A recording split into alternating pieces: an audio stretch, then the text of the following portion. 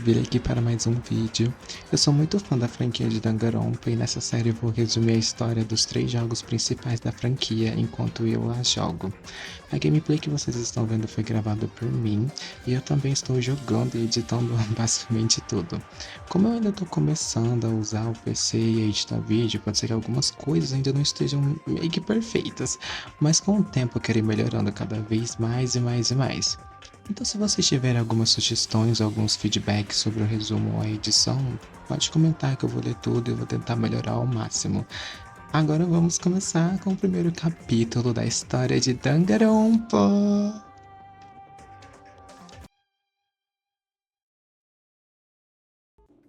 Tudo começa com um homem amarrado em uma cadeira e um ursinho o encarando, até que ele é jogado dentro de uma máquina e ejetado para o espaço.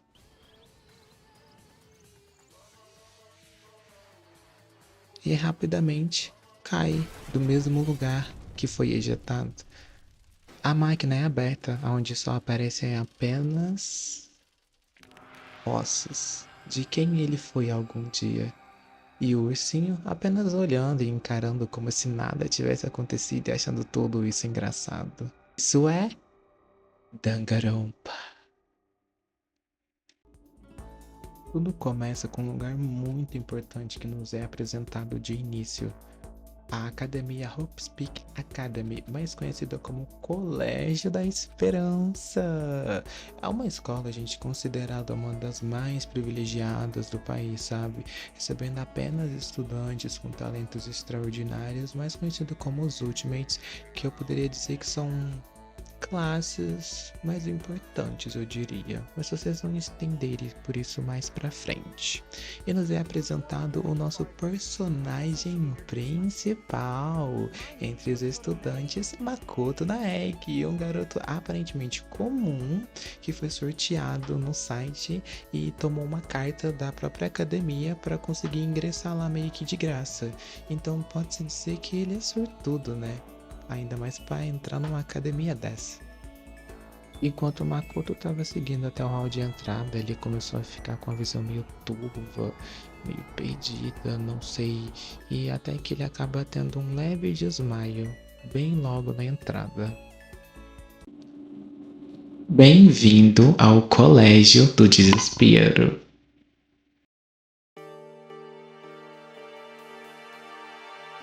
Makoto acordou meio tonto, eu diria, mas ficar ali sentado não ia ajudar em nada. Logo ele se retirou-se da sala e foi andando até o saguão principal para ver se conseguia achar alguém.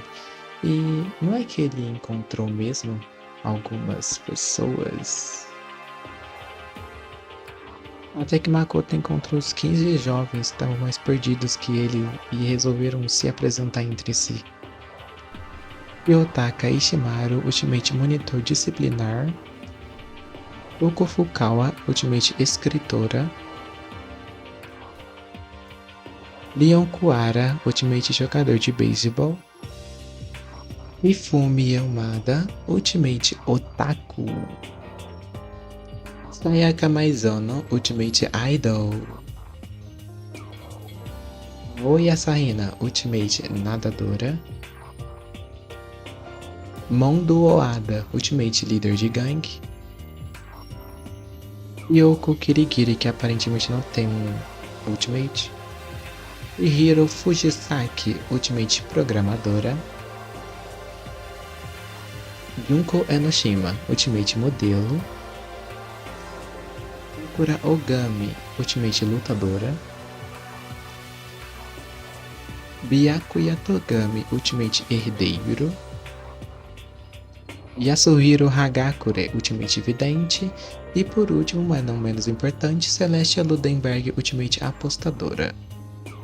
Com o tempo que eles passam ali conversando entre si, eles fazem várias teorias de que foram sequestrados, ou que alguma gangue pegou eles, ou algo assim do tipo, e nem todos eles estão tão preocupados assim só por estarem numa escola, Hope's-Peak Academy, escola privilegiada do país e tal, mas eles também meio que questionam do porquê que A escola está simplesmente toda lacrada pelo lado de dentro, com parafusos nas paredes tampando todas as janelas, todos os tipos de saídas possíveis, eles não vão conseguir sair. Até que acontece algo interessante.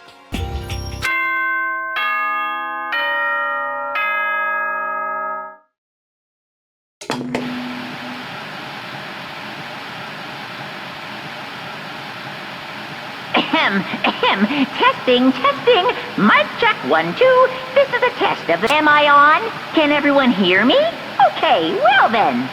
To all incoming students, I would like to begin the entrance ceremony at... right now! Please make your way to the gymnasium at your earliest convenience. That's all. I'll be waiting. Todos os alunos se dirigem à quadra. Chegando na quadra, eles questionam quem está fazendo isso com a gente, quem nos pediu para nos dirigir até a quadra, até que alguém responde por si próprio.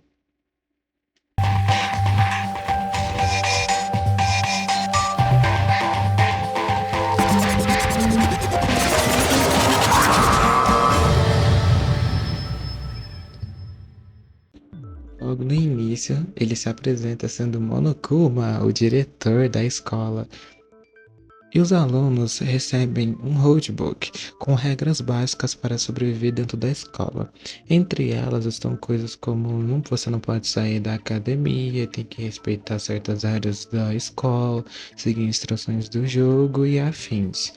Mas a regra mais importante de todas é que para você poder sair da escola e se graduar, você precisa cometer um assassinato perfeito. E outra regra que eu preciso dizer para vocês também é que uma dessas regras é que não pode ter agressão com o diretor, coisa que o mundo Oada acaba fazendo e quase paga com a vida. A partir de um momento, eles começam a questionar entre si para ver se alguém realmente levou essas regras a sério. Isso mesmo vai acontecer? Alguém vai cometer assassinato? E até que simplesmente fica um climão entre todos eles sobre se vão ou não seguir essas regras. Prólogo. Bem-vindo ao Colégio do Desespero.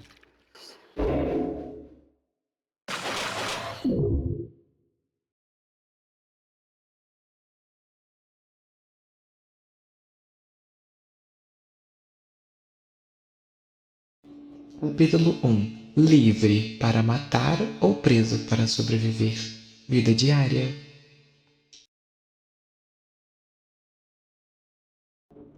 Vou como adoro colocar uma pitadinha de desespero na cabeça dos alunos que eles estão até questionando se alguém levou isso realmente a sério. Creio que muitas pessoas ali não levou, mas não é a opção deles de momento. Bom, depois de toda essa discórdia, esse desespero que o Monokuma colocou em seus devidos cérebros, ele redireciona cada aluno para seu devido quarto e destaca em suma importância que os quartos masculinos, os meninos têm chaves de ferramentas para trabalho, enquanto das meninas vai ter apenas crochê para elas costurar, claro. Sair do quarto, Makoto acaba se esbarrando em Sayaka, que ele nem sabia que estava ali do lado de fora, acabou derrubando ela, coitada. Sayaka e Makoto, durante esses 2 dias de prólogo, eles ficam bem unidos, eu poderia dizer, até a ponto de que Makoto e Sayaka começam a andar juntos explorando a escola, e enquanto eles estão explorando por ali, eles acabam encontrando uma adaga. Uma simples espada com um punhal, bem antes de você conseguir ter acesso à quadra. E como Sayaka estava com um pouco de medo e ainda destacou que ela fez de tudo e fez até escolhas horríveis na vida, tudo para poder estar onde está hoje, ela sempre relata que tem muita falta do grupo idol dela, até porque ela é a Ultimate Suprema nível escolar Idol. Como estava meio complicado de acontecer alguma coisa entre os alunos, já que eles estavam tendo uma convivência muito boa juntos, Monokuma resolve dar uma pitadinha de desespero para eles, para acontecer alguma coisa, já que o jogo estava muito parado. Ele simplesmente convida os alunos para assistir algumas fitas cassetes, só que ele não especifica o que há nelas. E aí, tudo é revelado. Makoto vê sua família parabenizando-o por ter conseguido se ingressar na Hoops Peak Academy, uma das faculdades mais decentes do país. Só que algo de estranho aconteceu com eles. Parece que a tela ficou em completa estática e apareceu muita destruição. Makoto simplesmente entrou em desespero. Para saber o que aconteceu com a família, ele só podia descobrir após a graduação. Após Makoto assistir sua fita, ele se redirecionou seu olhar a Sayaka, que parecia catatônica, muito assustada, até que, quanto ele menos espera, ela simplesmente gritou e saiu correndo rapidamente. Como ninguém parecia preocupado com Sayaka, simplesmente Makoto se ofereceu para ir atrás dela. Ele se redirecionou até uma sala, onde encontrou Sayaka chorando em prantos sobre o que aconteceu na fita dela. Sayaka? Please, help me. Why? Why is this happening to me? To kill or be killed? I just can't take this anymore. Sayaka. Depois desse caos que esse ursinho maldito causou entre os alunos, e esse desespero enorme, eles preferem cada um se dirigir para o seu próprio quarto e dormir, mesmo que, depois de ter assistido suas fitas, isso causou uma forte dor em seus corações, sabendo que seus familiares não podem mais estar entre os vivos. Enquanto Makoto estava no seu quarto, alguém apertou sua campainha. Nossa, tarde, bem tarde da noite para alguém estar apertando a campainha do quarto de Makoto. Era Sayaka, assustada e com medo, apenas pedindo para o Makoto para eles trocarem de quarto, para que ela se sentisse mais segura no quarto dele. E Makoto, sem pensar duas vezes, resolveu trocar de quarto, claro, super inocente. E mais um dia chega ao fim a Hoops Peak Academy. Todos eles combinam de sempre que acordar se encontrar bem no centro da escola, mas como sempre alguns nunca aparecem, como Byaku e Eitoko. Mas esse dia estava estranho. Sayaka se atrasou e ela não costuma se atrasar muito. E Makoto estranhou e se dirigiu rapidamente para o seu quarto. Meu Deus, que destruição é essa no quarto de Makoto? O que a Sayaka fez aqui? Por que tá toda essa bagunça? Meu Deus, mas ao olhar para a porta do banheiro, Makoto deu um frio na sua barriga, porque a sensação era horrível. Um sentimento muito ruim estava vindo de lá, até que, quando ele menos esperava, ele encontrou alguma coisa meio difícil de ser distinguida.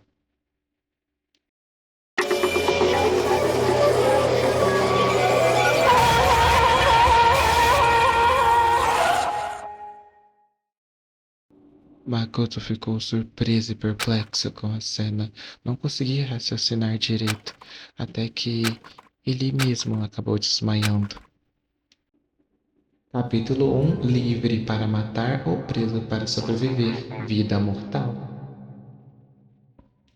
Makoto acorda no ginásio rodeado dos seus amigos e pensando: será que isso realmente aconteceu com a Sayaka? Ela está realmente morta?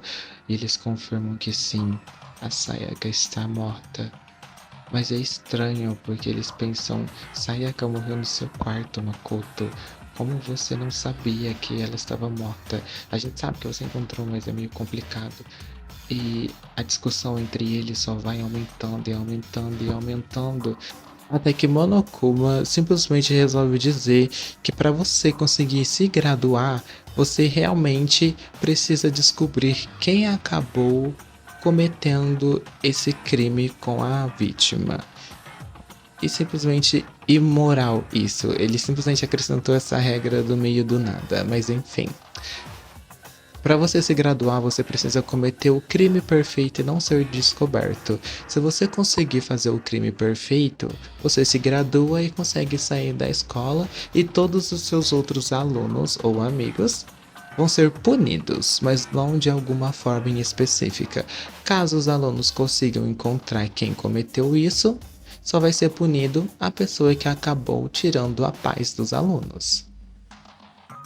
Junko fica tão estressada com Monokuma que acaba simplesmente agredindo o diretor, fazendo com que uma daquelas regras anteriores de não pode agredir o diretor seja entrada em vigor. E é claro que alguma coisa horrível vai acontecer com o Junko, até que... To me, godly spear, Gungnir!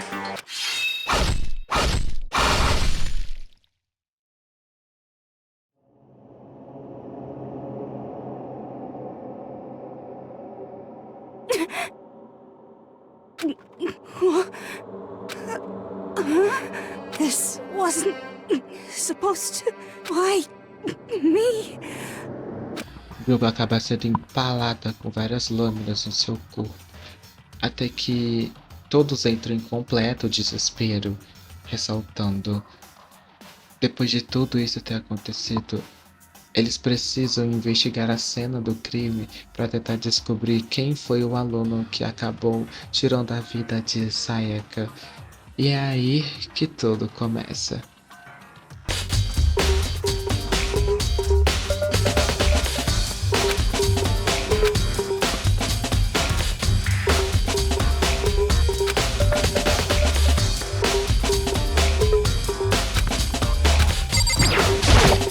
By the way, Bom, aqui na cena do crime eu vou ter que só destacar algumas coisas porque não é necessário citar literalmente tudo que aconteceu, já que eu vou fazer tudo isso no julgamento. Enfim, o que vamos ter que abordar aqui é que na cena do crime tem várias pistas importantes. A espada quebrada, o suporte caído, a chave do quarto, sinais de luta, um rolo de tinta no chão, a porta emperrada. Além disso, tem a troca de quartos entre Makoto e Sayaka, a placa na porta que acabaram sendo trocadas, entendeu? E até detalhes estranhos como um pedaço de manga e a bola de cristal do Yasuhiro que são encontrados no incinerador. Que acaba que Hifumi abre a porta para Makoto conseguir olhar lá dentro do incinerador, que é onde todo o lixo é descartado. Bom, juntando isso tudo, fica claro de que a cena do crime não é tão simples quanto parece, então vamos lá para o julgamento.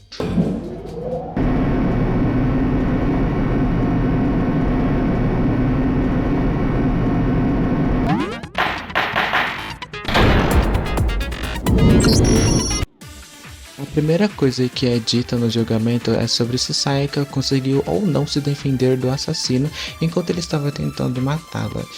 Enquanto eles discutem, Chihiro solta que simplesmente a Sayaka foi morta e não conseguiu se defender.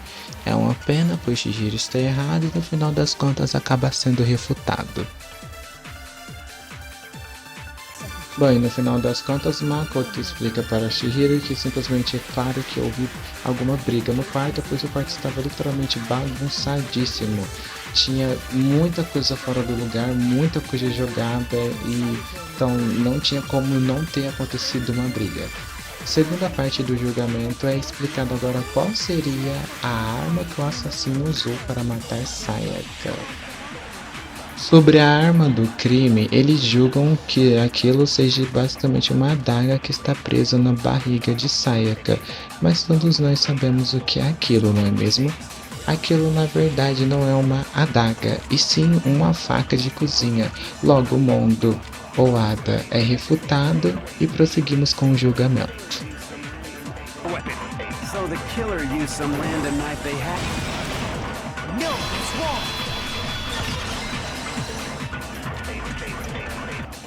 Bom, Makoto acaba corrigindo o mundo de que aquilo simplesmente não era uma adaga, e sim era uma faca de cozinha. Agora eles discutem mais um pouco, enquanto Leon simplesmente pega e acusa Makoto de ter sido o assassino que matou Sayaka por conta que a vítima morreu no quarto dele. Então vamos para a terceira parte do julgamento. Leon, Toku e Hifumi acabam fazendo um triplo complô contra o nosso querido protagonista, enquanto o Toku acusa Makoto de ter pegado a faca na cozinha quando estava vazia e ter matado Sayaka. Ah, mas mal sabia ela que a cozinha em nenhum momento estava vazia, refutada.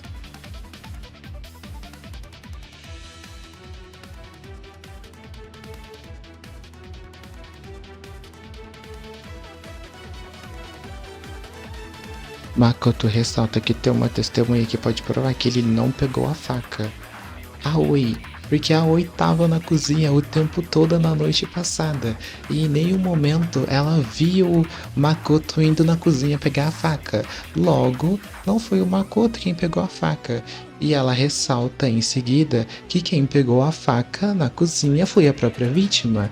E a Aoi estava junto com a Sakura e a Sakura notou um leve comportamento diferenciado na Sayaka. Ela parecia meio diferente, sabe? Um pouco distante, eu diria. No final das contas, todo mundo acaba meio que querendo acusar e votar logo no Makoto, porque o corpo estava no quarto dele, só que Kirigiri acaba dando uma leve ajuda para o nosso querido protagonista, não é mesmo?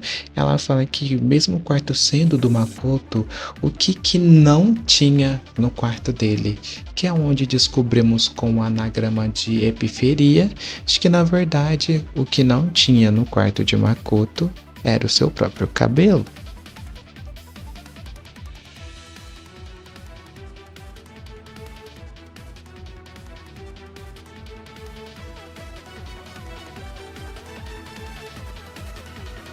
O Makoto simplesmente disse que se fosse realmente ele teria que ter limpado realmente o cabelo do chão, já que o quarto é dele. Não faria o menor sentido tentar limpar o cabelo do chão dele e da vítima. Logo eles discutem porque, pô, o quarto é seu, Makoto. O cabelo não é muita importância, mas Kirigiri vai lá e salva o dia mais uma vez, dizendo que se ele realmente quisesse limpar e ter modificado toda a cena do crime, ele teria até tirado o corpo do quarto dele, senão seria uma acusação muito forte em cima dele. Logo, as suspeitas sobre o Makoto diminuem, ainda bem. Outra coisa que Kirigiri ajuda a Makoto a se lembrar era o motivo da maçaneta dele estar quebrada. Porque o Alokuma, enquanto ainda não tinha acontecido absolutamente nada no quarto do Makoto, tinha ido ajudar o Makoto a tentar simplesmente destravar a porta do quarto porque ela estava emperrada. E, inclusive era a única porta de todos os quartos que estava com problema. E não faria o menor sentido ele ter quebrado a maçaneta da própria porta se o Monokuma ensinou ele a abrir. Logo, é mais um argumento do porquê ele não é o assassino de Sayaka. E vamos lá para mais uma parte do julgamento agora sobre a maçaneta da porta do banheiro do Makoto. Leon é refutado porque ele simplesmente diz que a porta estava trancada, mas ele se esqueceu de que só o quarto das mulheres que tem tranca e a Sayaka não trancou a porta ficou emperrada, então ele foi refutado.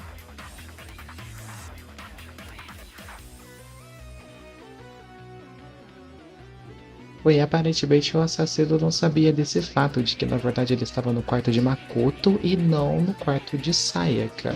Logo, ele chegou à conclusão de que na verdade o assassino não sabia que estava no quarto de Makoto.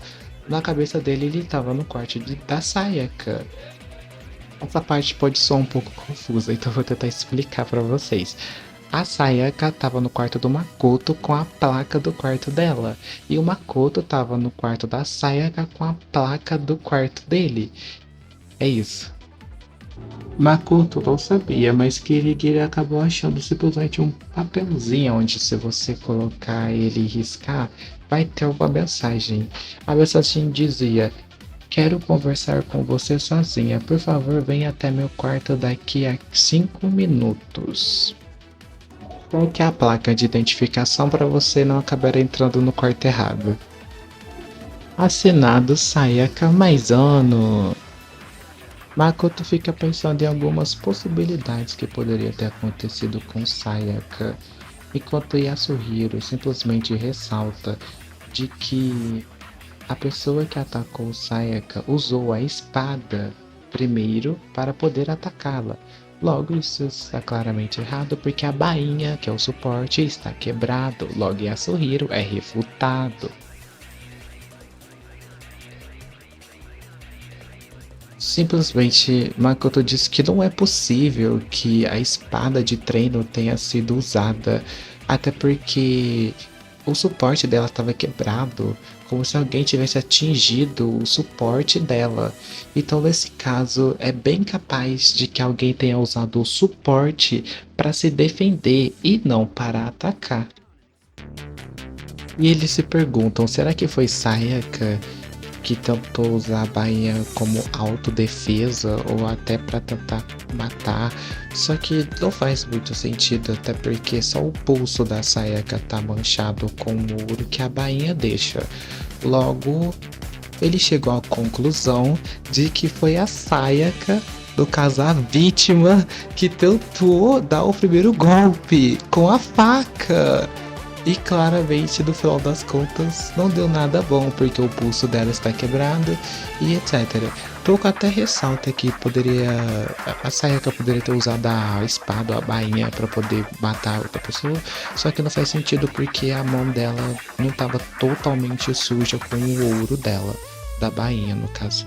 Então, essa afirmação é altamente refutada pelas próprias pessoas e pelo próprio Monokuma, já que ele colocou uma das regras para que depois das 10 horas da noite, ou 11, basicamente o saneamento de água é zero, então não tem como rodar água na escola, basicamente. O Monokuma fica com tanto ódio dessa demora que ele acaba ficando muito puto e já quer que as pessoas começam a votar logo de uma vez para tentar saber logo e acabar logo com isso, porque tá enrolando demais. Só que tem mais uma pista que foi deixada pela Sayaka, onde eles vão tentar conversar e ver se isso tem como ser uma pista boa, uma pista decente para conseguir ajudar ele, já que eles já conversaram sobre tudo. No nosso próximo julgamento, agora eles tentam conversar sobre se tem mais alguma pista ou não que Sayaka deixou, mas tem sim, e Leon é refutado!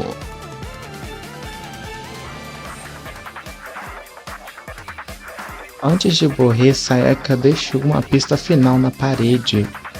5 números, 11 e 11037. Eles até questionam o Chihiro se é algum código de programação, algo assim, mas Chihiro diz que esses são apenas números perdidos e não significa nada na programação.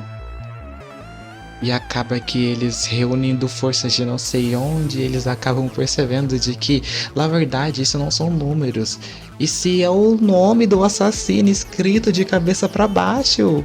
E é incrível, porque o assassino de Sayaka é Leon Kuwara, o ultimate jogador de beisebol. E um monte de bomba agora é jogado tudo na cara do Leon. A primeira prova que o acusa é a manga, porque literalmente tinha uma manga caída no incinerador que parecia alguém tentando se livrar da prova do crime. Essa parte é muito engraçada. O Leon simplesmente acusa o zelador de ter basicamente se livrado de todas as provas do crime de ter matado a Sayaka, já que só pode ter um zelador por semana na escola e o zelador desse mês era o Hifumi. Logo, ele acusa o Hifumi de ter matado a Sayaka. Killer had to be whoever was in charge of. Interesting. Leon ainda acusa Hifumi por ser o zelador de ter se livrado da prova do crime, mas Makoto, com seu senso ótimo de justiça, vai e simplesmente refuta o Leon pelo fato de ter uma bola de cristal do Yasuhiro quebrada. Refutado. Makoto ressalta que se fosse realmente Hifumi, qual o sentido da manga da blusa tá caída no chão e por que a bola de cristal do Yasuhiro estaria quebrada do chão? Não faz o menor sentido, porque se realmente fosse Hifumi, ele não ia deixar essas pistas para trás. Logo, a única maneira de ter sido ligado ao incinerador é arremessando. E vejam bem, o Leon é o ultimate jogador de beisebol. Here's exactly what happened. I think I'd better... Last night, the killer went to the room Sayaka was in. In other words, my room. From what we can tell, Sayaka invited that person there intending... She attacked them with the knife she'd taken from the kitchen earlier.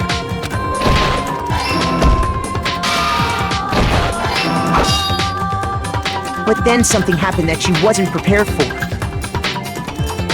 They grabbed the fake sword I put in my room and fought back. During the struggle, a strike from the sword broke Sayaka's right wrist. And that's when she lost her grip on the kitchen knife. Finding herself cornered, Sayaka panicked and ran into the bathroom. The killer went after her, but couldn't get the bathroom door open. What they didn't know was that my bathroom door got stuck easily. Sayaka knew about that because I told her, but of course the killer... So instead, the killer forced the door open, took the kitchen knife, and stabbed Sayaka.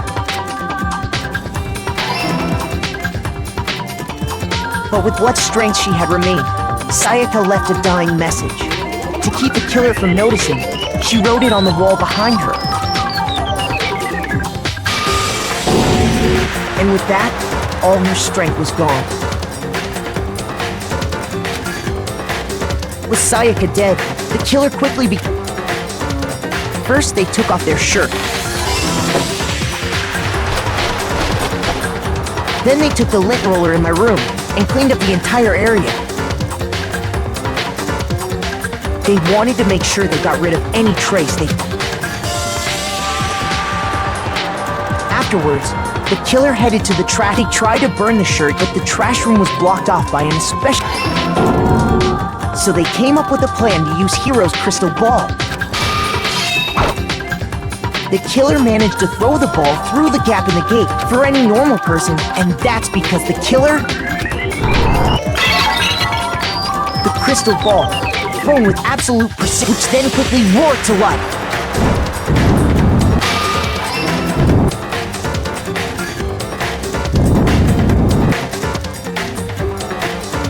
Having destroyed the final piece of evidence, they left the area with, but there was one thing they... Part of the shirt they'd thrown into the killer didn't notice this, and so left behind a piece of indisputable...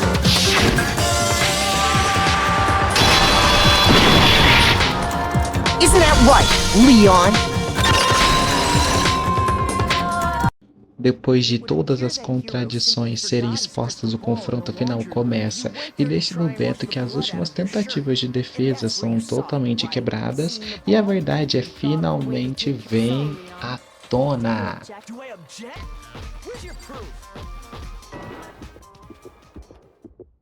Where's your proof? This should prove it.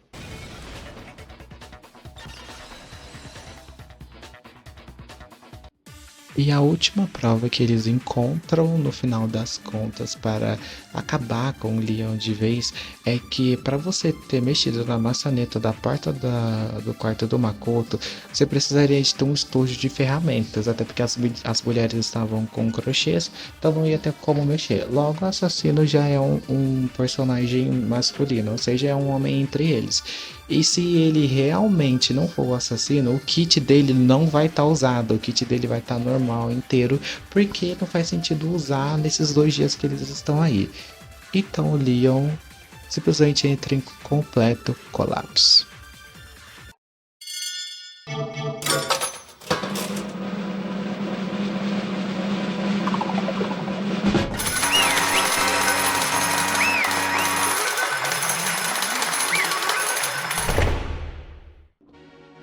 Bom, no final das contas, Monokuma confirma que sim, o assassino de Sayaka foi Leon Kuwara.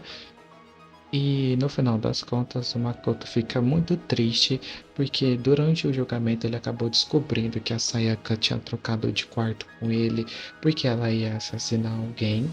E como estava no quarto do Makoto, provavelmente ninguém ia desconfiar de que seria ela, já que o corpo seria encontrado no quarto do Makoto. E basicamente ela entrou em desespero profundo quando viu o grupo idol dela morto, basicamente, e ela queria sair para ver como é que estava a situação delas do lado de fora da escola. E no final das contas, meio que não funcionou muito bem o plano dela. Ela acabou pagando com a vida, mas no final também ela acabou deixando o nome do Leon escrito para todo mundo saber de que quem matou ela foi o Leon e não entrar a culpa inteiramente toda no Makoto. Se arrependeu no último momento da vida dela e acabou salvando o Makoto, literalmente. E agora vamos seguindo para a punição do Leon.